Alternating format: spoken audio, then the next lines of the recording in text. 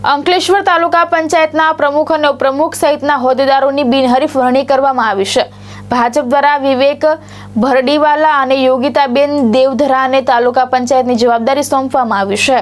અંકલેશ્વર તાલુકા પંચાયતની પ્રથમ સામાન્ય સભા આજે પ્રાંત અધિકારીની અધ્યક્ષતામાં હેઠળ યોજાઈ હતી।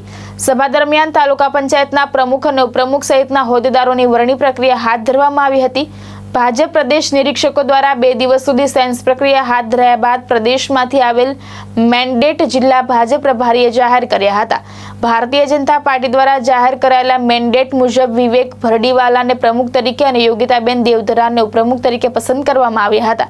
આ ઉપરાંત કારોબારી અધ્યક્ષ તરીકે કિરીટ માસ્ટર તથા દંડક તરીકે સેજલસિંહ વાસિયાની વરણી કરવામાં આવી હતી। વરણી જાહેર થતા તાલુકા પંચાયત કચેરી ખાતે ભાજપના કાર્યકરો અને સમર્થકોમાં આનંદનો માહોલ જોવા મળ્યો હતો।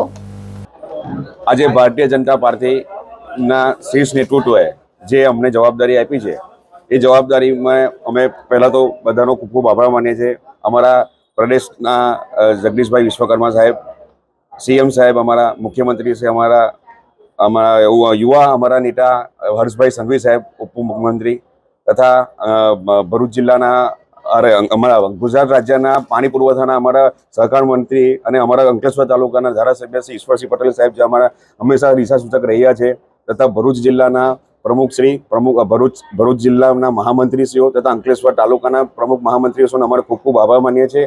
અને આજના દિવસે અમે જે ભરૂચ ભારતીય જનતા પાર્ટી જે વિકાસની ગતિ જે કામ કરે છે એ વિકાસની ગતિ જન જન સુધી અમે પહોંચાડીએ એવી ભાવના સાથે દરેક અમે બધી ટીમ સાથે રહીને અમે કામ કરશું। ધર્મેશ રાણા, દ્રષ્ટિકોણ ન્યૂઝ, અંકલેશ્વર।